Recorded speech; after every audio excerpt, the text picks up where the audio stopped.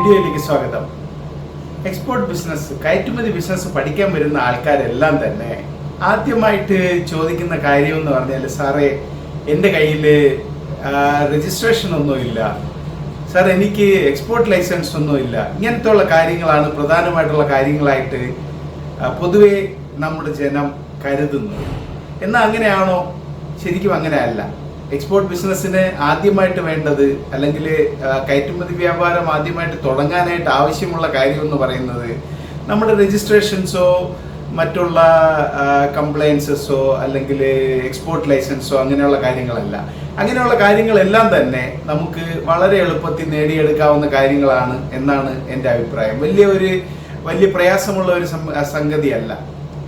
എന്നാൽ ഇത്തരത്തിലുള്ള ഒരു വ്യാപാരം, കയറ്റുമതി വ്യാപാരം പോലെയുള്ള വ്യാപാരം തുടങ്ങുന്നതിന് ഏറ്റവും പ്രധാനമായിട്ടുള്ള കാര്യങ്ങൾ എന്തൊക്കെയാണ് നമ്മൾ പഠിച്ചിരിക്കേണ്ടത്, എന്തൊക്കെയാണ് ആദ്യം നമ്മൾ അറിഞ്ഞിരിക്കേണ്ടത്, എന്തൊക്കെയാണ് ഒരു സ്റ്റെപ്സ് എന്നുള്ളത്. സ്റ്റെപ്സ് പറയുമ്പോൾ പടിപടിയായിട്ടുള്ള പഠനം എന്നൊക്കെ പറയത്തില്ലേ, അതുപോലെ പഠനം നമുക്ക് പടിപടിയായി എന്തൊക്കെയാണ് നമുക്ക് അത്യാവശ്യമായിട്ടുള്ള കാര്യങ്ങളെന്ന് നോക്കാം.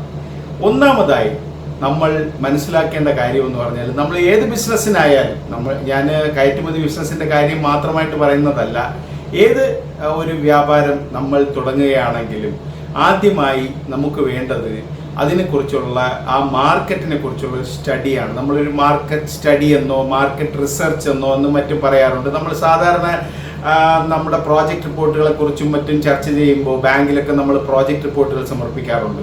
അപ്പോൾ പ്രോജക്റ്റ് റിപ്പോർട്ടുകളുടെ ഇമ്പോർട്ടൻസിനെ കുറിച്ചോ അല്ലെങ്കിൽ പ്രോജക്റ്റ് റിപ്പോർട്ട് ഉണ്ടാക്കുന്ന കാര്യത്തിനെ കുറിച്ച് നമ്മൾ സംസാരിക്കുമ്പോൾ ആദ്യമായിട്ട് നമ്മൾ സംസാരിക്കുക നമ്മുടെ മാർക്കറ്റ് റിസർച്ചിനെ കുറിച്ചായിരിക്കും. അതുമാത്രമല്ല, നമ്മൾ നിക്ഷേപകരോട്, നമ്മുടെ ഫ്രണ്ട്സിനോട് അല്ലെങ്കിൽ നമ്മുടെ മാതാപിതാക്കളോട് പോലും നമ്മളൊരു ബിസിനസ്സിനെ കുറിച്ച് ആദ്യമായിട്ട് പറയുകയാണെങ്കിൽ നമ്മൾ ആദ്യം എന്തിനെ കുറിച്ചാണ് പറയുക? അതിൻ്റെ മാർക്കറ്റിനെ കുറിച്ച്, അതിന് കിട്ടാൻ സാധ്യതയുള്ള ഒരു വലിയ മാർക്കറ്റിനെ കുറിച്ചാണ് സംസാരിക്കുക. ഇതെല്ലാം നമ്മുടെ ലോക്കൽ മാർക്കറ്റിൽ, നമ്മുടെ ആഭ്യന്തര മാർക്കറ്റിൽ ഇതെല്ലാം വളരെ പ്രാധാന്യമുള്ളതാണെങ്കിലും വളരെ പ്രധാനമായിട്ട് നമ്മൾ കയറ്റുമതി വ്യാപാരം ചെയ്യുമ്പോൾ ഇതിനെക്കുറിച്ച് വളരെ ഗ്രാഹ്യം ഉണ്ടാക്കിയെടുക്കേണ്ടത് വളരെ അത്യാവശ്യമാണ്. ഇതിനെക്കുറിച്ച് അറിയേണ്ടതാണ്. ഒന്നാമത്, നമ്മൾ എന്താണ് മാർക്കറ്റ് റിസർച്ച് എന്ന് നമുക്ക് നോക്കാം. ആദ്യമായിട്ട് ഇതിൻ്റെ അകത്ത് ഒരു കാര്യമുള്ളതെന്ന് പറഞ്ഞാൽ, നമുക്ക് പ്രധാനമായിട്ടും നമ്മുടെ പ്രോഡക്റ്റ്, നമ്മൾ വിൽക്കാൻ ഉദ്ദേശിക്കുന്ന ഉൽപ്പന്നം എങ്ങനെയാണ്, ഏത് വിദേശ മാർക്കറ്റിലാണ് ഇതിനൊരു സാധ്യതയുള്ളതെന്ന് അറിയേണ്ടത് വളരെ അത്യാവശ്യമാണ്. കാരണം എന്ന് പറഞ്ഞാൽ പല രാജ്യങ്ങളിലും പല ഉൽപ്പന്നങ്ങളും നമ്മുടെ രാജ്യത്തെക്കാൾ വിലക്കുറവായിരിക്കാൻ സാധ്യതയുണ്ട്. ചില രാജ്യങ്ങളിൽ, അല്ലെങ്കിൽ വേറൊരു നമ്മൾ ഇറക്കുമതിയെ മാത്രം ആശ്രയിച്ച് കഴിയുന്ന ഒരു രാജ്യമാണെങ്കിൽ അവിടെ ചിലപ്പോൾ വേറൊരു രാജ്യത്ത് നിന്നും, നമ്മുടെ ഒരു കോമ്പറ്റീറ്റർ കൺട്രിയിൽ നിന്നും വരുന്ന സാധനങ്ങൾക്ക് നമ്മുടെ സാധനത്തിനേക്കാൾ വളരെ വില കുറവായിട്ടുള്ള അവസ്ഥ ഉണ്ടാകാനുള്ള സാധ്യതയുണ്ട്.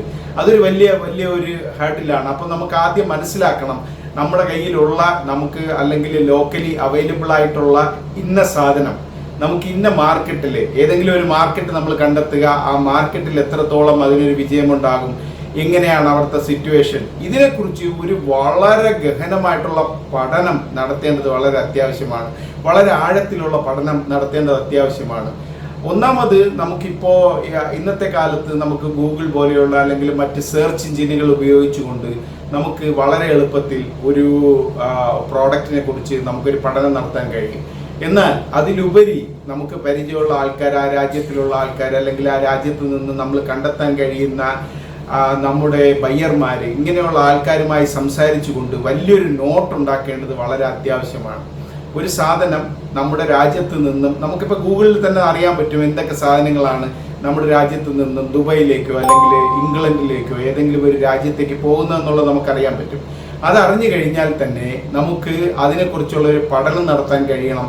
അത് എങ്ങനെയാണ് അവിടുത്തെ മാർക്കറ്റ് പ്രൈസ്, എങ്ങനെയാണ് നമുക്കിവിടെ ഹോൾസെയിലിൽ നമുക്ക് കിട്ടാൻ പറ്റുന്ന പ്രൈസ്, എങ്ങനെയാണ് നമുക്ക് കോസ്റ്റിംഗ് ചെയ്യാൻ പറ്റുക, എന്തൊക്കെയാണ് നമ്മുടെ മറ്റ് ചിലവുകൾ, എങ്ങനെയാണ് നമ്മൾ കസ്റ്റംസിൽ എത്ര ചിലവ് വരും, അത് കഴിഞ്ഞിട്ട് നമുക്ക് കസ്റ്റംസിൻ്റെ എക്സ്പോർട്ട് ഡ്യൂട്ടി അതിൻ്റെ അകത്തുണ്ടോ, ചില പ്രോഡക്റ്റുകൾക്ക് നമുക്ക് എക്സ്പോർട്ട് ഡ്യൂട്ടി ഉണ്ട്, അത് നമുക്കറിയത്തില്ല. അതെങ്ങനെയാണ് വരുന്നത്, ഫ്രൈറ്റ് എങ്ങനെയാണ് വരുന്നത്, CHA ചാർജസ് എങ്ങനെയാണ് വരുന്നത്, clearing and forwarding agent charges എങ്ങനെയാണ് വരുന്നത്, ലോക്കൽ മാർക്കറ്റിൽ നിന്നും ഏത് മാർക്കറ്റിലാണ്, ഏത് സ്റ്റേറ്റിലാണ്, നമ്മുടെ ഏത് സംസ്ഥാനത്താണ് ഈ സാധനം നമുക്ക് ലഭിക്കുക, അത് ലഭിച്ചാൽ തന്നെ നമുക്ക് എങ്ങനെ ഏത് പോർട്ടിൽ ഇത് എത്തിക്കാൻ പറ്റും, ആ പോർട്ടിലേക്കുള്ള ദൂരം എത്ര, ഈ തരത്തിൽ നമുക്കൊരു മാർക്കറ്റ് സ്റ്റഡി റിസർച്ച് നടത്തേണ്ടത് വളരെ പ്രധാനമാണ്. ഇതിനെല്ലാം ഉപരി ഞാൻ ആദ്യം പറഞ്ഞതുപോലെ ഏത് പ്രോഡക്റ്റാണ് നമ്മൾ തിരഞ്ഞെടുക്കുന്നത്, ഏത് മാർക്കറ്റിലേക്കാണ് തിരഞ്ഞെടുക്കുന്നത് എന്നുള്ളത് വളരെ പ്രധാനമുള്ള കാര്യമാണ്. നമ്മുടെ ലോക്കൽ മാർക്കറ്റിൽ ഒരു ഉൽപ്പന്നം താരതമ്യേന ഡിമാൻഡ് കൂടുതലുള്ളതായിരിക്കാം, അല്ലെങ്കിൽ താരതമ്യേന വില കൂടുതലുള്ളതായിരിക്കാം, പെട്ടെന്ന് വിറ്റുപോകുന്നതായിരിക്കാം, ചിലപ്പോൾ ക്യാഷിലൊക്കെ വിറ്റുപോകുന്നതായിരിക്കാം. ആ പ്രോഡക്റ്റ് തന്നെ ഇന്റർനാഷണൽ മാർക്കറ്റിൽ നമ്മൾ ഉദ്ദേശിക്കുന്ന ഒരു പെർട്ടിക്കുലർ മാർക്കറ്റിൽ അങ്ങനെ തന്നെ ആയിരിക്കണമെന്നില്ല. അത് ചിലപ്പോൾ വില എങ്ങനെയാണെന്നുള്ളത് നമുക്കറിയില്ല, ആ രാജ്യത്തെ പേയ്മെന്റ് ടേംസ് എങ്ങനെയാണെന്ന് അറിയില്ല. ഇങ്ങനെയുള്ള കാര്യങ്ങളെല്ലാം നമ്മളൊരു വലിയ ഒരു ഫോർമാറ്റിൽ നമുക്കൊരു മാർക്കറ്റ് റിസർച്ച് ചെയ്യേണ്ടത് ആവശ്യമാണ്. അതിനെക്കുറിച്ച് ഒരു പഠനം നടത്തുന്നതാണ് കയറ്റുമതി ബിസിനസിന്റെ ആദ്യത്തെ പടി എന്ന് പറയാൻ കഴിയും. ആദ്യമായിട്ട് നമ്മുടെ എന്താണ് പ്രോഡക്റ്റ്, എങ്ങനെയാണ് ഇത് പ്രോഫിറ്റബിൾ ആവുന്നത്, എങ്ങനെയാണ് ഇതിന്റെ മാർക്കറ്റ് പ്രൈസ്, ഇങ്ങനെയുള്ള കാര്യങ്ങളെല്ലാം ചർച്ച ചെയ്യുകയും അതിനെക്കുറിച്ച് വളരെ ഗഹനമായ ചർച്ചകൾ പല തരത്തിലുള്ള ആൾക്കാരുമായിട്ട്, നമ്മുടെ ബന്ധുക്കളായിക്കോട്ടെ, അല്ലെങ്കിൽ ബയേഴ്സ് ആയിക്കോട്ടെ, അല്ലെങ്കിൽ ഏജന്റുമാരായിക്കോട്ടെ, ബൈയിങ് ഏജന്റുമാരായിക്കോട്ടെ, അല്ലെങ്കിൽ CHA നമ്മുടെ കാർഗോ ഏജന്റുമാരായിക്കോട്ടെ, ഇങ്ങനെയുള്ള ആൾക്കാരുമായിട്ടെല്ലാം സംസാരിച്ച് ഇതിനൊരു ഉറപ്പ് വരുത്തുന്നതും ഇത് മാർക്കറ്റിൽ വിൽക്കാൻ സാധ്യതയുള്ള ഒരു ഐറ്റമാണെന്ന് ഉറപ്പുവരുത്തുകയും അത് പ്രോഡക്റ്റ് കണ്ടെത്തുക എന്നുള്ളതാണ് നമ്മുടെ ഏറ്റവും പ്രധാനമായിട്ടുള്ള ചാലഞ്ച്. അപ്പൊ അങ്ങനെ ഒരു ചാലഞ്ചിലോട്ട് വരുമ്പോൾ നമ്മുടെ പൊതുവെ വരുന്ന നമ്മുടെ സംരംഭകരെല്ലാം തന്നെ അതിൽ തന്നെ ഫെയിലാവുന്നു. ആദ്യമായിട്ട് ആ ചാലഞ്ച് ഏറ്റെടുക്കാനോ നല്ല ഒരു പ്രോഡക്റ്റ് കണ്ടെത്താനോ അവർക്ക് കഴിയുന്നില്ല എന്നുള്ളതാണ് സത്യം. രണ്ടാമതായി പറയുമ്പോൾ ഏറ്റവും പ്രാധാന്യമുള്ള രണ്ടാമത്തെ വിഷയം എന്താണ്, നമ്മുടെ കയറ്റുമതി ബിസിനസ് തുടങ്ങുന്നതിന് ഏറ്റവും പ്രധാനമായിട്ടുള്ള രണ്ടാമത്തെ വിഷയം എന്ന് ചോദിച്ചാൽ ഞാൻ പറയും അത് നമുക്കൊരു ബിസിനസ് പ്ലാൻ, പ്രോജക്റ്റ് റിപ്പോർട്ട് ഉണ്ടാക്കുക എന്നുള്ളതാണ് ഏറ്റവും പ്രധാനമായിട്ടുള്ള വിഷയം. കാരണം നമ്മളിപ്പോൾ ഏത് ബിസിനസ് ചെയ്യുകയാണെങ്കിൽ ഒരു കൺസൾട്ടന്റിനെ സമീപിക്കുകയാണ്, ഒരു ബിസിനസ് കൺസൾട്ടന്റിനെ സമീപിക്കുകയാണ്, ഒരു ബിസിനസ് തുടങ്ങാൻ വേണ്ടി ഒരു ബിസിനസ് കൺസൾട്ടന്റിനെ സമീപിക്കുകയാണെങ്കിൽ അയാൾ ആദ്യമായി നമ്മോട് പറയുന്നത് എന്തായിരിക്കും? ആദ്യമായി നമ്മുടെ വ്യാപാരത്തിന്, അല്ലെങ്കിൽ നമ്മുടെ ബിസിനസ്സിന്, നമ്മുടെ ഇൻഡസ്ട്രിക്ക്, നമ്മുടെ വ്യവസായത്തിന് പോലും ഒരു പ്രോജക്റ്റ് റിപ്പോർട്ട് ഉണ്ടാക്കി എടുക്കുക എന്നുള്ളത്, വളരെ ഡീറ്റെയിൽഡ് ആയിട്ടുള്ള പ്രോജക്റ്റ് റിപ്പോർട്ട് ഉണ്ടാക്കി, നമ്മളിപ്പോൾ പലപ്പോഴും ന്യൂസിലും മറ്റും കേൾക്കാറുണ്ട്, DPR എന്ന് കേൾക്കാറുണ്ട്. ഡീറ്റെയിൽഡ് പ്രോജക്റ്റ് റിപ്പോർട്ടാണത്. ഇപ്പോൾ റോഡുകളുടെ നിർമ്മാണത്തിനായാലും മുതൽ തുടങ്ങി നമ്മുടെ പോർട്ടിന്റെ നിർമ്മാണം, വിഴിഞ്ഞ പോർട്ടിന്റെ നിർമ്മാണം തുടങ്ങി എല്ലാത്തിനും വേണ്ടിയിട്ട് നമുക്ക് എന്തോ ഒരു DPR വേണം. അതുപോലെ നമ്മുടെ ബിസിനസ്സിന്, നമ്മൾ ആദ്യമായിട്ട് ബിസിനസ് തുടങ്ങുമ്പോൾ അതിനെ സംബന്ധിച്ചുള്ള ഒരു DPR, യാഥാർത്ഥ്യത്തിൽ ഒട്ടി നിൽക്കുന്ന ഒരു DPR ഉണ്ടാക്കിയെടുക്കുക എന്നുള്ളത് വളരെ പ്രധാനമാണ്. കാരണം നമ്മളിപ്പോൾ ഒരു സ്ഥലത്തേക്ക് പോവുകയാണെങ്കിൽ, നമ്മളിപ്പോൾ ഒരു ജംഗ്ഷനിലേക്ക്, കോഴിക്കോട് ജംഗ്ഷനിലോട്ട് പോവുകയാണെങ്കിൽ നമ്മൾ അതിനു വേണ്ടിയുള്ള തയ്യാറെടുപ്പുകൾ നടത്തുന്നു. ആദ്യമായിട്ട് നമ്മുടെ മനസ്സിൻ്റെ അകത്ത് ഒരു ക്ലിയർ കട്ടായിട്ടുള്ള ഒരു പ്ലാൻ ഉണ്ട്. കോഴിക്കോടോ എങ്ങനെയാണ് നമ്മൾ ബസ്സിലോ ട്രെയിനിലോ മറ്റു കാര്യങ്ങളിലോ കയറി കോഴിക്കോട് എത്തുക എന്ന് വരെ എന്നുള്ള, അവിടെ പോയി എത്തിക്കഴിഞ്ഞാലുള്ള കാര്യങ്ങൾ വരെയുള്ള കാര്യങ്ങളെക്കുറിച്ച് നമുക്ക് വളരെ വ്യക്തമായിട്ടുള്ള ഒരു ധാരണയുണ്ട്. അതുപോലെ നമ്മുടെ ബിസിനസ്സിൻ്റെ അകത്ത്, നമ്മുടെ കച്ചവടത്തിൻ്റെ അകത്ത് നമുക്ക് അതുപോലെ ഒരു ധാരണ വേണം. കാരണം നമ്മൾ അതുപോലെ ഒരു സഞ്ചാരം തന്നെയാണ് നടത്തുന്നത്, ഒരു ലക്ഷ്യത്തിലേക്കുള്ള ഒരു സഞ്ചാരം തന്നെയാണ് നമ്മൾ നടത്തുന്നത്. അപ്പോൾ നമ്മൾ ആദ്യം തന്നെ നമ്മളിപ്പോൾ ഒരു കെട്ടിടം നിർമ്മിക്കുന്നു എന്ന് വയ്ക്കും. കെട്ടിടം നിർമ്മിക്കുമ്പോൾ ആദ്യം നമുക്ക് വേണമെങ്കിൽ പ്ലാനിങ്ങോ ബാക്കി കാര്യങ്ങളോ ഒന്നും ഇല്ലാതെ ഒരു കെട്ടിടം നമുക്ക് നിർമ്മിക്കാൻ പറ്റും. ഒരെണ്ണം ചെയ്ത് നോക്കി അത് ശരിയായില്ല, അത് ഇടിച്ച് കളഞ്ഞിട്ട് നമുക്ക് ആ ഭാഗം പിന്നീട് ഒരിക്കൽ കൂടെ കെട്ടുക, അങ്ങനെയൊക്കെ ചെയ്യുമ്പോൾ ചെറിയ ചെറിയ ഫെയിലിയർ ഉണ്ടാവുകയും നമുക്ക് അതിലൂടെ വലിയ ധനനഷ്ടം ഉണ്ടാവുകയും ചെയ്യും. എന്നാൽ നമ്മളൊരു പ്രോപ്പർ ആയിട്ടുള്ള ഒരു പ്ലാൻ ഉണ്ടാക്കിക്കൊണ്ട് എല്ലാം കൂടെ ഒരു വരച്ചെല്ലാം ഡീറ്റെയിൽഡ് ആയിട്ട് കറക്ഷൻസ് ഒക്കെ ചെയ്ത് റബ്ബർ ഉപയോഗിച്ച് മായ്ച്ച് വരച്ച് അതൊന്ന് ക്ലിയർ ആക്കി എടുത്തു കഴിഞ്ഞാൽ തീർച്ചയായിട്ടും അത് വ്യക്തമായിട്ട് നഷ്ടങ്ങളില്ലാതെ പൂർത്തിയാക്കാൻ കഴിയുന്ന ഒരു സാഹചര്യം വളരെ കൂടുതലാണ്. ആ തരത്തിൽ നമുക്ക് നമ്മുടെ ബിസിനസ്സിന് നമുക്ക് എത്ര രൂപയ്ക്ക് നമുക്ക് സാധനം വാങ്ങിക്കാൻ കഴിയും, എത്ര രൂപയ്ക്ക് വിൽക്കാൻ കഴിയും, അതിനോടൊപ്പമുള്ള ചെലവുകൾ എന്തൊക്കെയാണ്, ഇങ്ങനെ തുടങ്ങി നമുക്ക് എത്ര മാത്രം കയറ്റുമതി ചെയ്താൽ നമുക്ക് ഈ തരത്തിലുള്ള ഒരു സാമ്പത്തിക അഭിവൃദ്ധി ഉണ്ടാക്കാമെന്ന തരത്തിലുള്ള projections, planning, balance sheet, profit and loss account, cash flow statement വളരെ അത്യാവശ്യമാണ്. ക്യാഷ് ഫ്ലോ ആണ് ഒരു ബിസിനസിന്റെ ജീവൻ.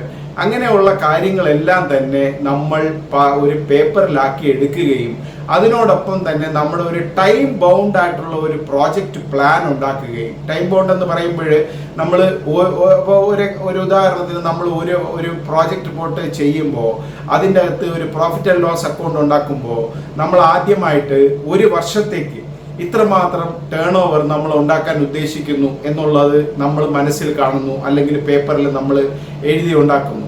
അതിൻ്റെ അർത്ഥം എന്ന് പറഞ്ഞാൽ നമ്മൾ ഒരു വർഷത്തേക്കുള്ള നമ്മുടെ പെർഫോമൻസ് ഇത്രയായിരിക്കണം എന്നുള്ളതാണ്.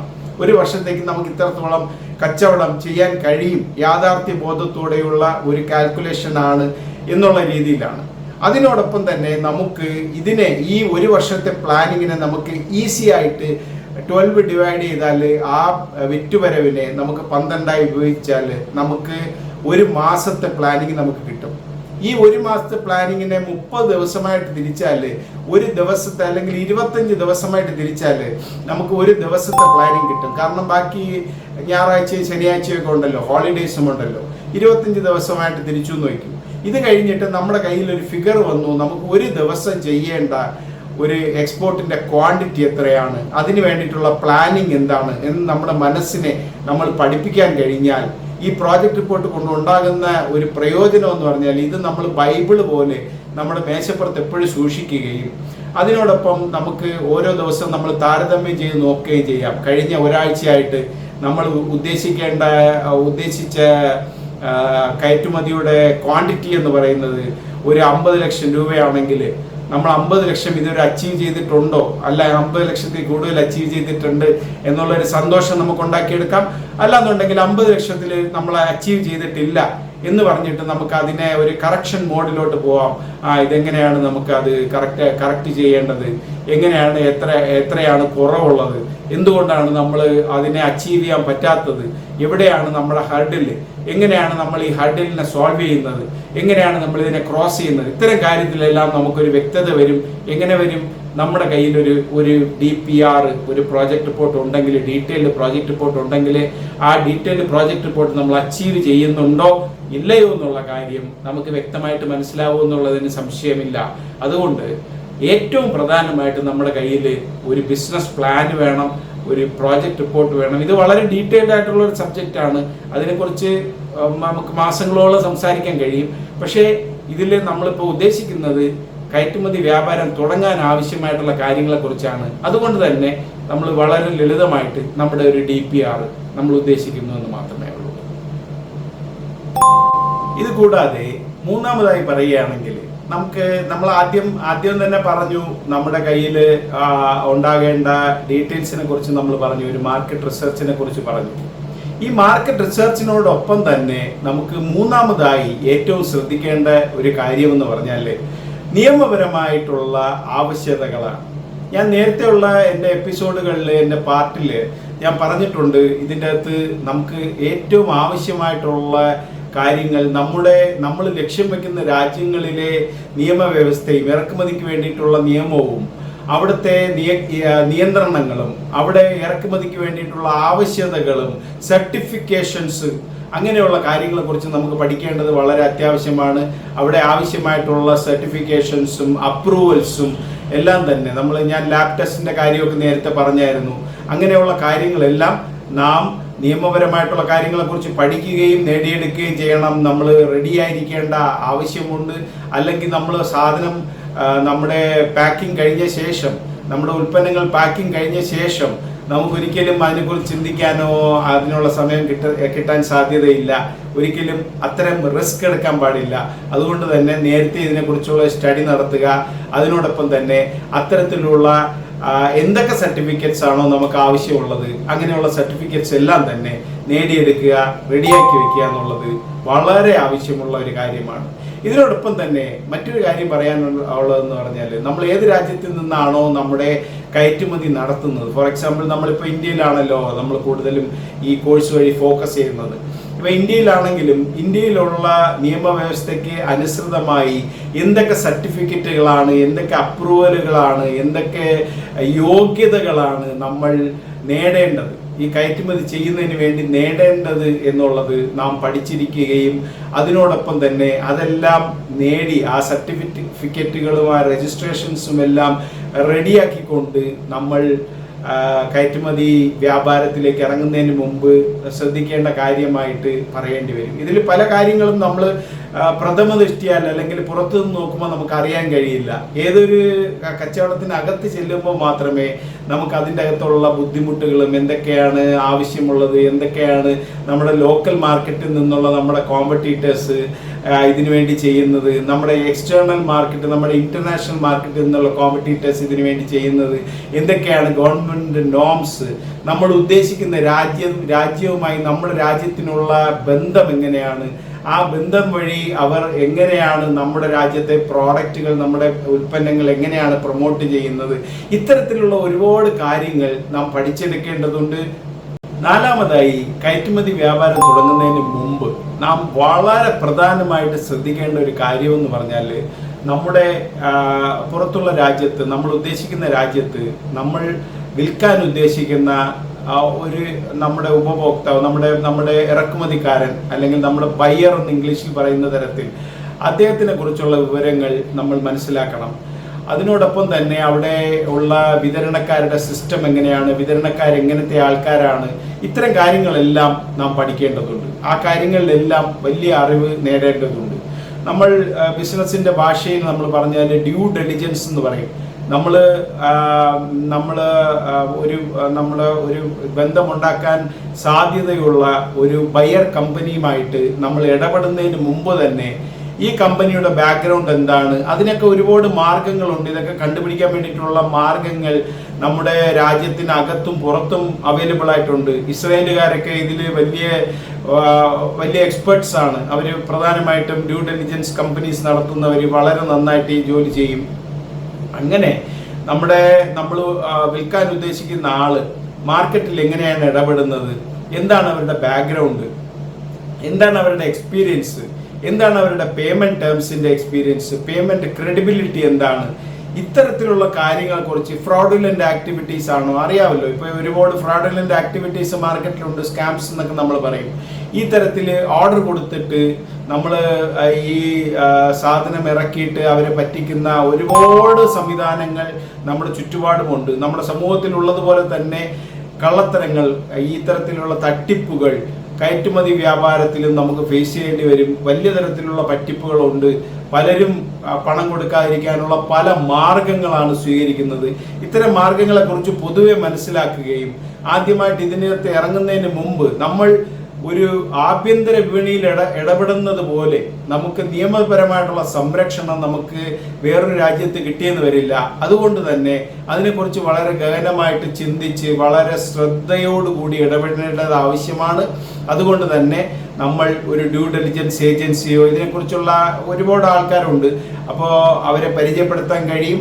അങ്ങനെയുള്ള തരത്തിൽ ഡ്യൂ ഡെലിജൻസ് നടത്തുകയും വ്യക്തമായിട്ടുള്ള ഒരു ധാരണയോടുകൂടി നമ്മൾ ആരുമായിട്ടാണ് ഒരു ഡീൽ ഉണ്ടാക്കുന്നതിനെ കുറിച്ച് ഒരു വ്യക്തമായിട്ടൊരു ധാരണ ഉണ്ടാക്കിയ ശേഷം മാത്രം ഇത്തരത്തിലുള്ള ഒരു വ്യാപാരത്തിലേക്ക് ഇറങ്ങണം എന്നുള്ളതാണ് ഏറ്റവും പ്രധാനമായിട്ടുള്ള ആവശ്യകത. അഞ്ചാമതായി, കയറ്റുമതി വ്യാപാരം തുടങ്ങുന്നതിന് മുമ്പ് നാം ശ്രദ്ധിക്കേണ്ട പ്രധാനമായിട്ടുള്ള ഒരു കാര്യം എന്ന് പറഞ്ഞാൽ ലോജിസ്റ്റിക്സ് ആൻഡ് ട്രാൻസ്പോർട്ടേഷനെ കുറിച്ചുള്ള അറിവ് നേടുക എന്നുള്ളതാണ്. ഒരു രാജ്യത്ത് നിന്നും മറ്റൊരു രാജ്യത്തേക്ക് ബൈ എയർ, ബൈ സീ പോലെയുള്ള മാർഗങ്ങളിൽ എങ്ങനെയാണ് ഓപ്പറേറ്റ് ചെയ്യാൻ പറ്റുക, എന്തൊക്കെയാണ് അതിന് വേണ്ടിയിട്ടുള്ള ക്വാണ്ടിറ്റി, എന്തൊക്കെയാണ് അതിന് വേണ്ടിയിട്ടുള്ള പാക്കിംഗ് റിക്വയർമെന്റ്സ്, ഇതെല്ലാം മനസ്സിലാക്കുക. അതിനോടൊപ്പം തന്നെ നമ്മൾ ഉദ്ദേശിക്കുന്ന ഉൽപ്പന്നം കേടുകൂടാതെ ലാൻഡ് ട്രാൻസ്പോർട്ടേഷൻ ചെയ്ത് നമ്മുടെ പോർട്ടിലേക്ക് എത്തുന്ന വ്യവസ്ഥയുണ്ടോ, എങ്ങനെയാണ് ആ വ്യവസ്ഥ നേടിയെടുക്കുക, എങ്ങനെയാണ് അതിനെക്കുറിച്ചുള്ള കാര്യങ്ങൾ ചെയ്യാൻ കഴിയുക, ഇങ്ങനെയുള്ള കാര്യങ്ങളെ കുറിച്ചെല്ലാം പാക്കിങ്ങിന്റെ കാര്യത്തിലായാലും ലോജിസ്റ്റിക്സിന്റെ കാര്യത്തിലായാലും അല്ലെങ്കിൽ ലോക്കൽ ഡെലിവറിയുടെ കാര്യത്തിലായാലും വിലയുടെ കാര്യത്തിലായാലും ഇങ്ങനത്തെ കാര്യത്തിലെല്ലാം ഉള്ള പ്രത്യേകമായിട്ടുള്ള കാര്യങ്ങൾ നമ്മൾ പഠിക്കേണ്ടത് ആവശ്യമാണ്. പാക്കിങ്ങിനെ കുറിച്ച് ഞാൻ പറയാനുള്ള കാരണം എന്ന് പറഞ്ഞാൽ, ഇപ്പോൾ ഇന്റർനാഷണൽ ലെവലിൽ നമ്മൾ കണ്ടു കാണും നമ്മുടെ ലോക്കൽ മാർക്കറ്റിൽ അവൈലബിൾ ആയിട്ടുള്ള പാക്കിംഗ് പോലെയുള്ള പാക്കിംഗ് അല്ല ഇന്റർനാഷണൽ മാർക്കറ്റിലുള്ളത്. ഫോർ എക്സാമ്പിൾ, ഇപ്പോൾ നമ്മളൊരു പ്രോഡക്റ്റ് ഒരു ഇമ്പോർട്ടറിന് വേണ്ടി അയച്ചു കൊടുക്കുമ്പോൾ ആ ഇമ്പോർട്ടർ ഇത് ഹോൾസെയിൽ ചെയ്യുകയാണോ റീറ്റെയിൽ ചെയ്യുകയാണോ എങ്ങനെയുള്ള സപ്ലൈ ആണ് എന്നതിനെ കുറിച്ചൊക്കെ നമ്മൾ അറിഞ്ഞിരിക്കേണ്ടത് ആവശ്യമാണ്. അതിനാവശ്യമായിട്ടുള്ള ഡിസൈനുകൾ അവർ ചിലപ്പോൾ ഡിസൈൻ നമുക്ക് തരും, അവരുടെ ട്രേഡ് മാർക്ക് തരും, ബ്രാൻഡ് തരും. ഇങ്ങനെയുള്ള ബ്രാൻഡുകൾ നമ്മൾ അവോയ്ഡ് ചെയ്യുന്നതാണ് നല്ലത്. നമ്മൾ നമ്മുടേതായിട്ടുള്ള ഒരു ബ്രാൻഡ് എസ്റ്റാബ്ലിഷ് ചെയ്യുന്നതായിരിക്കണം നമ്മുടെ എപ്പോഴുമുള്ള ശ്രമം. കാരണം എന്ന് പറഞ്ഞാൽ നാളെ ഒരു കാലത്ത് ആ ഇമ്പോർട്ടർ അല്ലെങ്കിൽ വേറൊരു ഇമ്പോർട്ടറിന് നമുക്ക് സാധനം അയച്ചു കൊടുക്കാൻ പറ്റും. ആ ബ്രാൻഡിന്റെ ഓണർഷിപ്പ് നമ്മുടെ കയ്യിലുണ്ടെങ്കിൽ നമ്മുടെ ഒരു ബ്രാൻഡ് ആ മാർക്കറ്റിൽ, നമ്മൾ ഉദ്ദേശിക്കുന്ന മാർക്കറ്റിൽ ഒരു ഫേമസ് ബ്രാൻഡായി മാറുന്ന ഒരവസ്ഥ വരും. അങ്ങനെയുള്ള തരത്തിൽ നമുക്ക് എസ്റ്റാബ്ലിഷ് ചെയ്യാൻ പറ്റും. ഇത് കൂടാതെ ഈ പാക്കിങ്ങിന്റെ കാര്യം പറഞ്ഞാൽ വളരെ സോഫിസ്റ്റിക്കേറ്റഡ് ഉള്ള പാക്കിംഗ് സിസ്റ്റം ഉണ്ട്. പാക്കിങ്ങിന് വേണ്ടി നമ്മുടെ കയറ്റുമതിക്കാർക്ക് വേണ്ടി പാക്കിംഗ് മെറ്റീരിയൽ ഇമ്പോർട്ട് ചെയ്യാനുള്ള ഡ്യൂട്ടി ഫ്രീ ആയിട്ടുള്ള അവസ്ഥകളൊക്കെ നമ്മുടെ സെൻട്രൽ ഗവൺമെന്റ് ചെയ്യുന്നുണ്ട്. അപ്പോൾ പാക്കിങ്ങിന് എത്രയാണ് ഇമ്പോർട്ടൻസ് ഉള്ളത്, അല്ലെങ്കിൽ അക്സസറീസിന് എത്രയാണ് ഇമ്പോർട്ടൻസ് ഉള്ളത് നമുക്ക് മനസ്സിലാവുന്നുണ്ട്. അതിനനുസരിച്ചുള്ള പാക്കിംഗ് സിസ്റ്റം ഡെവലപ്പ് ചെയ്തെടുക്കുന്നത്, അല്ലെങ്കിൽ പാക്കിംഗ് മെഷീൻസ്, ഫോർ എക്സാമ്പിൾ നമ്മളിപ്പോൾ വാക്യൂം പാക്കിംഗ് പോലെയുള്ള നൂതനമായിട്ടുള്ള പാക്കിംഗ് ടെക്നോളജി നമ്മുടെ ഈ പെരിഷബിൾ ഐറ്റംസിനെല്ലാം വളരെയധികം അതിനെക്കുറിച്ച് നമുക്കിപ്പോൾ ഡീറ്റെയിൽ ആയിട്ട് പിന്നീട് സംസാരിക്കാം. എങ്കിൽ പോലും അങ്ങനെയുള്ള കാര്യങ്ങൾ നമ്മൾ ലോജിസ്റ്റിക്സിൽ നമ്മളിപ്പോൾ CHA അല്ലെങ്കിൽ ഷിപ്പിംഗ് ഏജന്റിനെ അല്ലെങ്കിൽ ഷിപ്പിംഗ് ലൈനിനെയൊക്കെ അപ്പോയിന്റ് ചെയ്യുന്നതിന് മുമ്പ് തന്നെ നമ്മൾ പല 2-3 അല്ലെങ്കിൽ 10 ഏജന്റുമാരായി സംസാരിച്ചിട്ട് അവർ നമ്മുടെ രീതിക്കനുസരിച്ച് യോജിച്ചു പോകുന്നവരാണോ, വലിയ ബിസി അല്ലാത്തവരാണോ എന്നൊക്കെ നോക്കിയിട്ട് അവരുടെ ക്വാളിറ്റി എന്താണ്, അവരുടെ വാല്യൂ സിസ്റ്റം എന്താണ്, ഇതെല്ലാം നോക്കിയിട്ട് വളരെ സെലക്റ്റീവായിട്ട് നമ്മുടെ കൂടെ പ്രവർത്തിക്കാനുള്ള ടീമിനെ, ഇവരെല്ലാം ലോജിസ്റ്റിക്സ് ഒക്കെ നമ്മുടെ ടീമാണ്, ട്രാൻസ്പോർട്ടർ നമ്മുടെ ടീമാണ്, മാനുഫാക്ചറർ നമ്മുടെ ടീമാണ്, അല്ലെങ്കിൽ അഗ്രികൾച്ചർ ഫാർമർ നമ്മുടെ ടീമാണ്, മാർക്കറ്റിലെ ഏജന്റ് നമ്മുടെ ടീമാണ് എന്നുള്ള രീതിയിൽ ഒരു ടീം ഉണ്ടാക്കിയെടുക്കുക, ഒരു ടീം വർക്കിനായിട്ടുള്ള ഒരു സന്നാഹം ഉണ്ടാക്കിയെടുക്കുന്നത് ഇതിന് മുമ്പ് നമ്മുടെ പ്ലാനിങ് ലെവലിൽ നമ്മൾ ചെയ്യേണ്ടത് വളരെ ആവശ്യമാണ്. ആ ലെവലിലാണ് നമ്മൾ ഇതിനെക്കുറിച്ച് പഠിക്കേണ്ടത്, ഇതിന് വേണ്ടിയിട്ടുള്ള ബാക്കിയുള്ള പ്രാഥമികമായിട്ടുള്ള കാര്യങ്ങൾ ചെയ്യേണ്ടത്. നമ്മൾ ഏറ്റവും പ്രധാനമായിട്ടുള്ള, നമ്മൾ ആദ്യമായിട്ടൊരു ബിസിനസ് ചെയ്യുമ്പോൾ ഏറ്റവും പ്രധാനം എന്ന് പറഞ്ഞാൽ നമ്മുടെ ലോജിസ്റ്റിക് പാർട്ട്ണർ, നമ്മുടെ CHA അല്ലെങ്കിൽ ഷിപ്പിംഗ് ഏജന്റ്, അങ്ങനെയുള്ള ആൾക്കാരെല്ലാം, അല്ലെങ്കിൽ നമ്മുടെ എയർലൈൻ കമ്പനിയുമായിട്ട് ബന്ധപ്പെട്ട് പ്രവർത്തിക്കുന്ന ആൾക്കാരെല്ലാം തന്നെ നമ്മളെക്കാൾ ഇതേ ഫീൽഡിൽ എക്സ്പീരിയൻസ് ഉള്ള ആളായിരിക്കണം. കാരണം നമുക്ക് അറിയില്ല, നമ്മൾ പുതിയ ആൾക്കാരാണ്. നമുക്ക് പൊതുവേ മണ്ടന്മാരുടെ ഒരു ലക്ഷണമാണ് എനിക്കെല്ലാം അറിയാമെന്ന് പറയുന്നത്. നമുക്കൊന്നും അറിയില്ല എന്ന് വിശ്വസിക്കുന്നതാണ് ഏറ്റവും ബുദ്ധിപരമായിട്ടുള്ള കാര്യം. അതുകൊണ്ട് തന്നെ നമുക്കിത് അറിയില്ല. അതുകൊണ്ട് നമ്മളെക്കാൾ അറിയുന്ന CHA നമ്മുടെ കൂടെ ഉണ്ടാവണം, ഏജന്റ് ഉണ്ടാവണം, കസ്റ്റംസ് ഏജന്റ് ഉണ്ടാവണം എന്നൊക്കെയുള്ള രീതിയിൽ ചിന്തിക്കുന്നതാണ് ഏറ്റവും അഭികാമ്യമായിട്ടുള്ള കാര്യം. അതുകൊണ്ട് തന്നെ വിവിധ തരത്തിൽ നമ്മൾ ഗൂഗിൾ വഴിയൊക്കെ പല ആൾക്കാരുമായിട്ട് ബന്ധപ്പെടുന്ന സാഹചര്യമുണ്ട്. മറ്റ് പരിചയക്കാർ നമുക്ക് വേണ്ടി റെക്കമെൻഡ് ചെയ്യുന്ന സാഹചര്യമുണ്ട്. ഇങ്ങനെയുള്ള സാഹചര്യത്തിലെല്ലാം അവരെക്കുറിച്ച് പൂർണ്ണമായിട്ട് പഠിച്ച് അവരുടെ രീതി എങ്ങനെയാണ്, അവരുടെ മാർക്കറ്റിലെ അവരുടെ ഇമേജ് എങ്ങനെയാണ്, എല്ലാ കസ്റ്റമറിനെ കുറിച്ച് പഠിക്കുന്നത് പോലെ തന്നെ വളരെ പ്രാധാന്യമുള്ളതാണ് നമ്മുടെ ലോജിസ്റ്റിക് പാർട്ട്ണറിനെ കുറിച്ചും ട്രാൻസ്പോർട്ട് പാർട്ട്ണറിനെ കുറിച്ചും ഒക്കെ പഠിക്കുക. ഏറ്റവും പ്രധാനമായിട്ട് ശ്രദ്ധിക്കേണ്ട കാര്യം എന്ന് പറഞ്ഞാൽ ഈ വീഡിയോയുടെ അവസാനം വരെ കണ്ടാൽ മാത്രമേ നിങ്ങൾക്ക് ഇതിൻ്റെ ആവശ്യകതയെക്കുറിച്ച് എല്ലാത്തിനെ കുറിച്ചും മനസ്സിലാക്കാൻ കഴിയുകയുള്ളൂ. അതിനോടൊപ്പം തന്നെ ഇതിൽ അവൈലബിൾ ആയിട്ടുള്ള മാർക്കറ്റിൽ നടന്നുകൊണ്ടിരിക്കുന്ന പല സ്കാമുകളും നമ്മൾ അറിയേണ്ടത് ആവശ്യമാണ്. അതുകൊണ്ട് സ്കാമിനെ കുറിച്ച് നമുക്ക് ഉള്ള അറിവ്, നമുക്കറിയാത്ത പലതരത്തിലുള്ള സ്കാമും ഓരോ ദിവസവും വരുന്നുണ്ട്. കള്ളന്മാർ അങ്ങനെയൊക്കെയാണ് ചിന്തിക്കുക. അതുകൊണ്ട് തന്നെ നമ്മൾ വളരെ സൂക്ഷിച്ച് വളരെ ശ്രദ്ധിച്ച് നമ്മുടെ കയ്യിലിരിക്കുന്ന കാശ് നഷ്ടപ്പെടാത്ത രീതിയിൽ ഒരു കച്ചവടം ആരംഭിക്കാൻ കഴിയണമെന്നുള്ളതാണ് ഏറ്റവും പ്രധാനമായിട്ടുള്ള വിഷയം. കയറ്റുമതി ബിസിനസ് തുടങ്ങുന്നതിന് മുമ്പ് ഏറ്റവും പ്രധാനമായിട്ട് നമ്മൾ ചിന്തിക്കേണ്ട കാര്യങ്ങളിൽ ഒരു പ്രധാനമായിട്ടുള്ള കാര്യം, ആറാമതായി നമുക്ക് പറയാനുള്ള ഏറ്റവും പ്രധാനമായിട്ടുള്ള കാര്യം നമ്മുടെ വില നിർണയം, കോസ്റ്റിംഗ്, ഇന്ന് ഇംഗ്ലീഷിൽ പറയുന്ന വില നിർണയം വളരെ പ്രധാനമായിട്ടുള്ളൊരു വിഷയമാണ്. അതിനോടൊപ്പം തന്നെ ഏറ്റവും പ്രധാനമായിട്ടുള്ള 2 വിഷയങ്ങളാണ് ഇതിനോട് പറയുക. പണവുമായിട്ട് ബന്ധപ്പെട്ട് വില നിർണയം ഏറ്റവും പ്രധാനമായിട്ടുള്ള വിഷയമാണ്. അതിനോടൊപ്പം പ്രധാനമായിട്ടുള്ള വിഷയമാണ് നമ്മുടെ കസ്റ്റമർ, നമ്മുടെ ബയർ നമുക്ക് പേയ്മെന്റ് തരുന്ന കണ്ടീഷൻസ്. പേയ്മെന്റ് കണ്ടീഷൻസ് ആണ് ഒരു കയറ്റുമതി ബിസിനസിന്റെ ജീവനാഡി എന്ന് പറയാം. ഏറ്റവും പ്രധാനമായിട്ടുള്ള ഒരു വിഷയം പേയ്മെന്റ് കണ്ടീഷനാണ്. ഈ പേയ്മെന്റ് ആണല്ലോ നമ്മുടെ ഈ ബിസിനസ്സിലേക്കുള്ള അട്രാക്ഷൻ, ആകർഷണത. അല്ലാന്നുണ്ടെങ്കിൽ നമ്മൾ ഈ ബിസിനസ്സിൽ വലിയ ആകർഷണത കാണുന്നില്ല. പേയ്മെന്റ് ടേംസ് ആണ് ഇതിൻ്റെ അകത്തുള്ള ആകർഷണത. അപ്പോൾ നമ്മൾ ഈ കോസ്റ്റിംഗ് ചെയ്യുമ്പോൾ നമ്മളൊരു എക്സൽ ഷീറ്റ് ഉണ്ടാക്കുക. എങ്ങനെയായിരിക്കും ഇതിൻ്റെ അകത്ത് പ്രധാനമായിട്ടും നമ്മൾ മനസ്സിലാക്കേണ്ടത്, ഇതൊരു ട്രേഡ് ബേസ്ഡ് ബിസിനസ് ആണ്. ട്രേഡ് ബേസ്ഡ് ബിസിനസ്സിൽ ഏറ്റവും പ്രധാനമായിട്ട് നമ്മൾ കാശുണ്ടാക്കാൻ കഴിയുന്നത് നമ്മളുടെ ഉൽപ്പന്നങ്ങൾ വിറ്റ് തീർക്കുമ്പോഴല്ല, പക്ഷേ നമ്മുടെ ഉൽപ്പന്നങ്ങൾ വാങ്ങുമ്പോഴാണ്. നമ്മുടെ പർച്ചേസിങ് കപ്പാസിറ്റിയാണ് നമ്മുടെ ഏറ്റവും വലിയ പ്രോഫിറ്റ് പോയിന്റ്. അതുകൊണ്ട് തന്നെ നമ്മൾ സാധനങ്ങൾ വാങ്ങുന്ന സ്ഥലത്ത് നമുക്കുണ്ടാകാവുന്ന റിസ്കുകൾ, അതിൽ നമുക്ക് ചിലപ്പോൾ തൂക്കത്തിൽ കുറവുണ്ടാകുന്ന ഒരവസ്ഥ ഇന്ത്യയിലുണ്ട്. പല സ്ഥലങ്ങളിലും നമ്മൾ മൊത്തത്തിൽ വാങ്ങുമ്പോൾ തൂക്കത്തിൽ കുറയും, അല്ലെങ്കിൽ തൂക്കം വഴിയിൽ നഷ്ടപ്പെടുന്ന സംഭവങ്ങളുണ്ട്. ഇപ്പോൾ ഓണിയൻ പോലെയുള്ളതിനൊക്കെ ഡെയിലി 2% ആണ് ലോസ്. പിന്നെ കൂളിംഗ് ചെയ്യുമ്പോൾ നഷ്ടപ്പെടുന്നതുകൊണ്ട് അങ്ങനെയുള്ള അങ്ങനെ കൂളിംഗ് പ്രോഡക്ട്സിന്, അങ്ങനെയുള്ള ടെമ്പറേച്ചർ കൺട്രോൾഡ് പ്രോഡക്ട്സിന് കൂളിംഗ് ചെയ്യുമ്പോൾ വെയിറ്റ് നഷ്ടപ്പെടുന്ന ഒരവസ്ഥയുണ്ട്. ഇങ്ങനെയുള്ള കാര്യങ്ങളെല്ലാം കാൽക്കുലേറ്റ് ചെയ്യുക. അത് എക്സ്പീരിയൻസ് ഉള്ള, അതിൽ വലിയ ഒരുപാട് കാലമായിട്ട് ഓപ്പറേറ്റ് ചെയ്തുകൊണ്ടിരിക്കുന്ന ആൾക്കാരുമായിട്ട് സംസാരിക്കുക. അവരിൽ നിന്ന് നേടുന്ന അറിവിനനുസരിച്ച് അതിന് വേണ്ടിയിട്ടുള്ളത് കാണുക. ട്രാൻസ്പോർട്ടേഷൻ, ലോഡിങ്, അങ്ങനെയുള്ള കാര്യങ്ങൾ കാണുക. ട്രാൻസ്പോർട്ടേഷനിൽ വരുന്ന മറ്റ് ലോസുകൾ കാണുക. അൺലോഡിങ്ങിൻ്റെ കാര്യങ്ങൾ നോക്കുക. ഇതിനോടൊപ്പം പാക്കിംഗ് നോക്കുക. എങ്ങനെയുള്ള പാക്കിംഗ് ആണ് ആവശ്യം, എങ്ങനെയാണ് ഈ പാക്കിങ്ങിൻ്റെ കോസ്റ്റ് ആഡ് ചെയ്യുന്നത്, 1 കിലോയ്ക്ക് അല്ലെങ്കിൽ ഒരു യൂണിറ്റിന് എത്രയായിരിക്കും പാക്കിങ്ങിന് വേണ്ടി ചിലവാക്കേണ്ടി വരിക, ഇങ്ങനെയുള്ള കാര്യങ്ങളെക്കുറിച്ചൊക്കെ ചിന്തിക്കുക.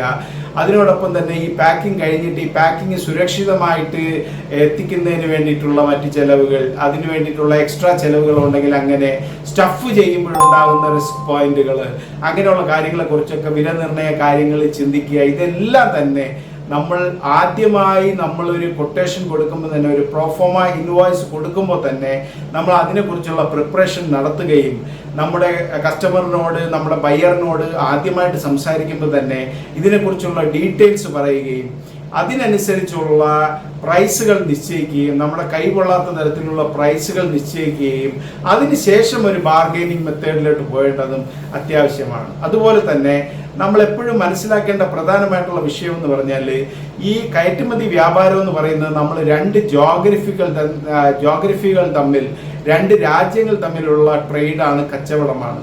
അങ്ങനെയുള്ള സാഹചര്യത്തിൽ ഒരിക്കലും വേറൊരു രാജ്യത്ത് അവിടുത്തെ പൗരന് മാത്രമേ നിയമ സംരക്ഷണം കിട്ടുകയുള്ളൂ എന്ന് നമ്മൾ മനസ്സിലാക്കുക. ഒരു അന്താരാഷ്ട്ര കോർട്ടിലൊക്കെ പോയി ഒരു കേസ് നടത്തുക എന്ന് പറയുന്നത് ഈസി ആയിട്ടുള്ള കാര്യമല്ല എന്ന് മനസ്സിലാക്കുക. അതുകൊണ്ട് തന്നെ അത് മാത്രമല്ല, ലോകത്തിലെ ഇന്ത്യക്ക് പുറത്ത്, ഇന്ത്യക്ക് അകത്തുള്ളതിനേക്കാൾ കൂടുതൽ കള്ളം കാണിക്കുന്ന അല്ലെങ്കിൽ തട്ടിപ്പ് ചെയ്യുന്ന ആൾക്കാർ ഇരിപ്പുണ്ട് എന്നുള്ള കാര്യം കൂടി നമ്മൾ മനസ്സിലാക്കിക്കൊണ്ട് യാതൊരു കാരണവശാലും കടം വരുന്ന തരത്തിലുള്ള ബിസിനസ് ചെയ്യാതിരിക്കുക. അഡ്വാൻസ് പേയ്മെന്റിലുള്ള കണ്ടീഷൻസ് സംസാരിക്കുക. LC പോലെയുള്ള ബാങ്ക് ഇൻസ്ട്രുമെന്റ്സ് ഉള്ള കണ്ടീഷൻസ് സംസാരിക്കുക.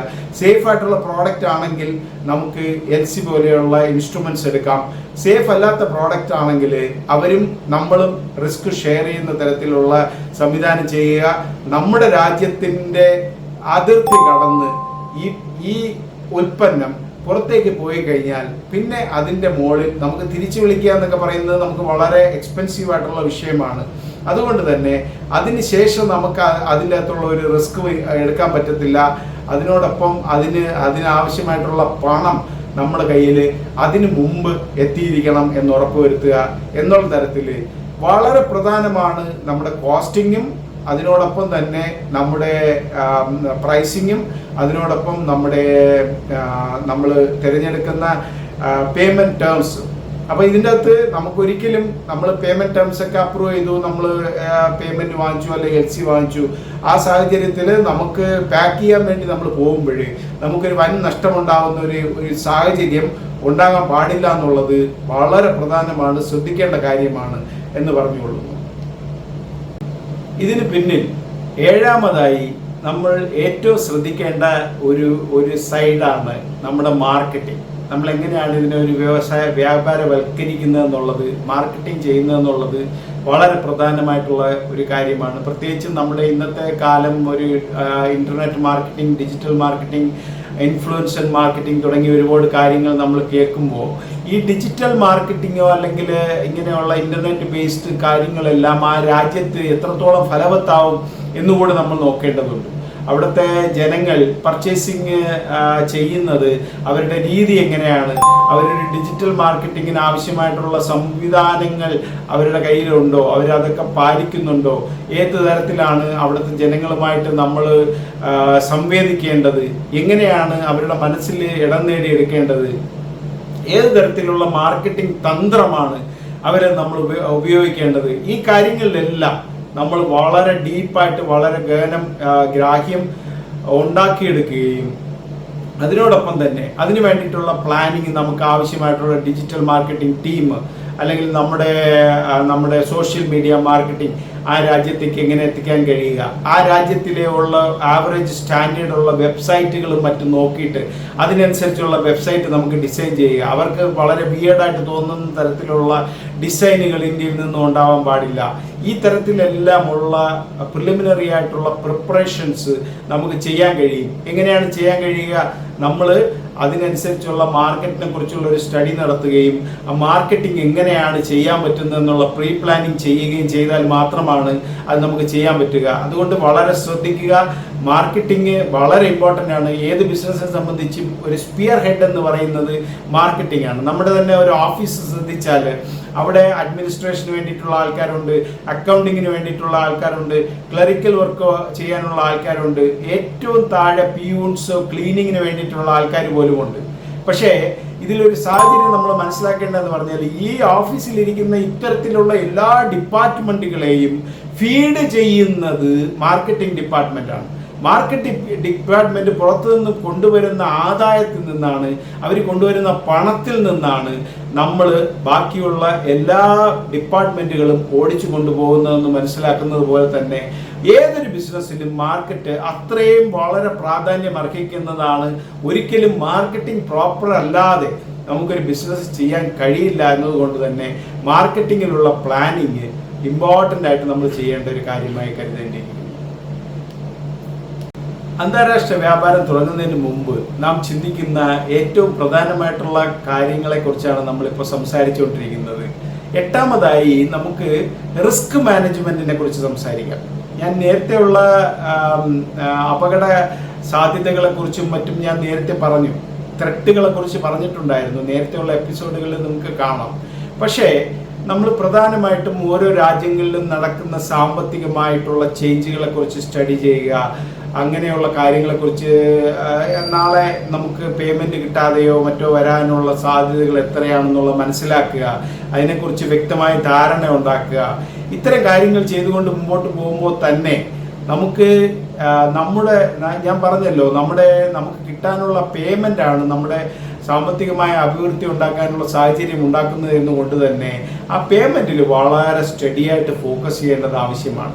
പേയ്മെൻ്റ് ആണ് നമ്മുടെ പ്രധാന വിഷയം. അല്ലാന്നുണ്ടെങ്കിൽ നമ്മൾ ഈ ബിസിനസ്സിന് വേണ്ടി വരത്തില്ല എന്നുള്ളത് മനസ്സിലാക്കിക്കൊണ്ട് നമ്മുടെ ഒരു പാഷൻ്റെ സാറ്റിസ്ഫാക്ഷൻ അല്ല ബിസിനസ്, എന്നാൽ നമ്മുടെ പേയ്മെൻറ്റുകളാണ്, നമ്മുടെ സാമ്പത്തികമായ അഭിവൃദ്ധിയാണ് ബിസിനസ് എന്നുള്ളത് മനസ്സിലാക്കിക്കൊണ്ട് തന്നെ നമ്മൾ പ്രധാനമായിട്ടും ഈ ബിസിനസ്സിനെ എങ്ങനെ സേഫ് ആക്കുന്നുള്ള, പേയ്മെൻറ്റ് എങ്ങനെ സേഫ് ആക്കുക എന്നുള്ളത് ഞാൻ നേരത്തെ പറഞ്ഞിട്ടുണ്ടായിരുന്നു. പേയ്മെൻറ്റ് കണ്ടീഷൻസ്, നമ്മൾ പേയ്മെൻറ്റ് ഇൻസ്ട്രുമെൻറ്റ്സ് എങ്ങനെയാണ്. അപ്പോൾ ട്രേഡ് ഇൻസ്ട്രുമെൻറ്റ്സ് നമ്മൾ ഉപയോഗിച്ച്, ട്രേഡ് ഫിനാൻസ് ഇൻസ്ട്രുമെൻറ്റ്സ് ഉപയോഗിച്ചുകൊണ്ട് കുറച്ച് സേഫായിട്ടുള്ള പരിപാടികൾ നമുക്ക് ചെയ്യാൻ പറ്റും. നമ്മൾ LC പോലെയുള്ള സംവിധാനങ്ങളെ നമുക്ക് എൻകാഷ് ചെയ്യാൻ പറ്റും. ബാങ്കുകളിൽ കൂടെയും മറ്റ് ഫിനാൻഷ്യൽ ഏജൻസികളിൽ കൂടെയും നമുക്ക് സേഫ് ഗാർഡ് ചെയ്യാൻ പറ്റും. ഇതിനെല്ലാം ഉപരിയായിട്ട് എൻ്റെ പേഴ്സണൽ എക്സ്പീരിയൻസിൽ നിന്ന് തന്നെ ഇൻഷുറൻസ് നമ്മുടെ ജീവിതത്തിലെ ഏറ്റവും വലിയ പാർട്ടാണ്. എൻ്റെ പേഴ്സണൽ എക്സ്പീരിയൻസിന് സൗദി അറേബ്യയിലേക്ക് പോകുന്ന കണ്ടെയ്നർ കറാച്ചിയിൽ വെച്ചിട്ട്, പാകിസ്ഥാനിൽ വെച്ചിട്ട് പോർട്ടിൻ്റെ അകത്ത് നിന്ന് നഷ്ടപ്പെട്ടു പോകുന്ന, കൊള്ളയടിക്കപ്പെടുന്ന അവസ്ഥ ഉണ്ടായിട്ടുണ്ട്. ഇൻഷുറൻസ് ഇല്ലാത്തത് കൊണ്ട് തന്നെ വലിയൊരു സാമ്പത്തിക ബാധ്യത ഉണ്ടാകാനുള്ള സാഹചര്യം ഉണ്ടായി. ഇത് 90കളിലാണ് ഞാൻ ഈ പറയുന്ന കാര്യം. അതുകൊണ്ട് തന്നെ ഇൻഷുറൻസ് നമ്മൾ വളരെ ശ്രദ്ധിച്ച് നമ്മുടെ ടേംസ് എല്ലാം ശ്രദ്ധിച്ച് ചെയ്യുക. അതുപോലെ ECGC പോലെയുള്ള പേയ്മെൻറ്റ് ഗ്യാരണ്ടിങ് സംവിധാനങ്ങളുണ്ട് ഇന്ത്യ ഗവൺമെൻറ് നടത്തുന്നത്. എക്സ്പോർട്ട് ക്രെഡിറ്റ് ഗ്യാരണ്ടിങ് കോർപ്പറേഷൻ അങ്ങനെയുള്ള സ്ഥാപനങ്ങളെ നമ്മൾ ഓരോ സ്ഥലത്തും ഇപ്പം നമ്മൾ തൃശ്ശൂരിൽ നിന്നാണ് ഓപ്പറേറ്റ് ചെയ്യണമെങ്കിൽ തൃശ്ശൂർ ഭാഗത്ത് അവരുടെ ഓഫീസുകളുണ്ട്. അവരെ സമീപിച്ചാൽ നമുക്ക് അവർ നല്ലൊരു ഗൈഡൻസ് തരും. എങ്ങനെയാണ് അവരുടെ പോളിസി നമുക്ക് എടുക്കാൻ പറ്റുന്നതെന്നുള്ളത് തരും. ഒരു വർഷത്തേക്കുള്ള പോളിസി ഉണ്ട്, അല്ലെങ്കിൽ ഓരോ ഷിപ്മെൻറ്റിന് വേണ്ടിയിട്ടുള്ള പോളിസി ഉണ്ട്, ഒരു പർട്ടിക്കുലർ എമൗണ്ടിന് വേണ്ടിയിട്ടുള്ള പോളിസി ഉണ്ട്. ഒരു പർട്ടിക്കുലർ എമൗണ്ട് വരെ നമുക്കിപ്പോൾ 2 കോടിയിലത്തേക്ക് ഒരാളിനെ നമ്മൾ ക്രെഡിബിലിറ്റി നമുക്ക് ഇൻഷുർ ചെയ്യാൻ കഴിയും. അതുപോലെ ഒരു വർഷത്തേക്ക് ഇത്ര ഷിപ്മെൻറ്റിന് വേണ്ടിയിട്ട് ഒരു എമൗണ്ടിൽ വെച്ചിട്ട് നമുക്ക് ചെയ്യാൻ കഴിയും. ഇങ്ങനെയുള്ള കാര്യങ്ങളെല്ലാം ചെയ്യാൻ കഴിയും. ഇതിലെല്ലാം കൂടെ നമുക്ക് വളരെ സേഫ്റ്റി ഉണ്ടാക്കാൻ പറ്റും. മാത്രമല്ല കുറച്ച് ഷിപ്മെൻറ്റുകൾ നമ്മൾ ചെയ്ത് കഴിഞ്ഞാൽ ഒരു എക്സ്പീരിയൻസ് മാർക്കറ്റിലായി കഴിഞ്ഞാൽ നമ്മുടെ മാർക്കറ്റിൽ തന്നെ പ്രൈവറ്റ് പ്ലെയേഴ്സ് ഒരുപാട് പേരുണ്ട്. അവർ നമ്മുടെ ഈ പറഞ്ഞ പോലെയുള്ള നമ്മുടെ ബയറിനെ കുറിച്ചുള്ള ഡ്യൂ ഡെലിജൻസ് നടത്തിയിട്ട് അവരുടെ ക്രെഡിറ്റ് ചെക്ക് ചെയ്തിട്ട് അവരുടെ ബാക്ക്ഗ്രൗണ്ട് സ്റ്റഡി നടത്തിയിട്ട് നമുക്ക് ഒരു ലിമിറ്റ് സെറ്റ് ചെയ്ത് തരും. ഒരു 50 ലക്ഷം, 1 കോടി, 2 കോടി എന്ന് പറഞ്ഞിട്ട് അവരൊരു ലിമിറ്റ് സെറ്റ് ചെയ്ത് തരും. ആ ലിമിറ്റിൽ നിന്നുകൊണ്ട് നമുക്ക് അവർക്ക് സാധനം അയക്കാം. അപ്പോൾ ആ ലിമിറ്റ് നമുക്ക് നമ്മുടെ കയ്യിൽ നിന്നുള്ള ഒരു വർക്കിംഗ് ക്യാപിറ്റൽ നമുക്ക് അതിൻ്റെ അകത്ത് ആവശ്യമായി വരുന്നില്ല. അല്ലെങ്കിൽ ഓഡിയോ CCO അങ്ങനെയുള്ള കാര്യങ്ങളൊന്നും ആശ്രയിക്കേണ്ടി വരുന്നില്ല. നമുക്ക് ആ കാശ് കൊണ്ട് തന്നെ എക്സ്പോർട്ട് ചെയ്യാം. അതിനനുസരിച്ച് പേയ്മെൻറ്റുകൾ തരും. ഇപ്പം ഞാൻ എൻ്റെ അറിവിൽ പല കമ്പനികളും 15 വർഷമായിട്ട് ഒരു പേയ്മെൻറ്റ് പോലും ഫെയിലാവാത്ത, ഒരു മാസത്തെ പേയ്മെൻറ്റ് പോലും ഫെയിലാവാത്ത കമ്പനികളുണ്ട്. അങ്ങനെയുള്ള ക്രെഡിറ്റ് ഇമേജ് ഉള്ള കമ്പനികളെ നമുക്ക് ആശ്രയിക്കുകയാണെങ്കിൽ നമുക്കതിൽ വലിയൊരു നേട്ടം ഉണ്ടാക്കാൻ കഴിയുമെന്ന് പറയുന്നതിൽ വളരെ സന്തോഷമുണ്ട്. തീർച്ചയായിട്ടും ഈ ചാനൽ സബ്സ്ക്രൈബ് ചെയ്യുക, ഇനി വരുന്ന വീഡിയോകൾ കാണുക. ഈ ബിസിനസ്സിനെ കുറിച്ച് നമുക്കറിയാവുന്ന തരത്തിൽ പ്രാക്ടിക്കലായി എങ്ങനെയാണ് നമ്മൾ ഈ ബിസിനസ്സിൽ നമുക്ക് നേട്ടം ഉണ്ടാക്കാൻ കഴിയുന്നതിനെ കുറിച്ച് ഒരുപാട് ടിപ്പുകൾ നമ്മുടെ മനസ്സിലുണ്ട്. അത് ഇനി വരുന്ന എപ്പിസോഡുകളിൽ വളരെ സ്പഷ്ടമായി പറഞ്ഞു പോകാനാണ് ആഗ്രഹിക്കുന്നത്. സഹകരണത്തിന് നന്ദി. Thank you.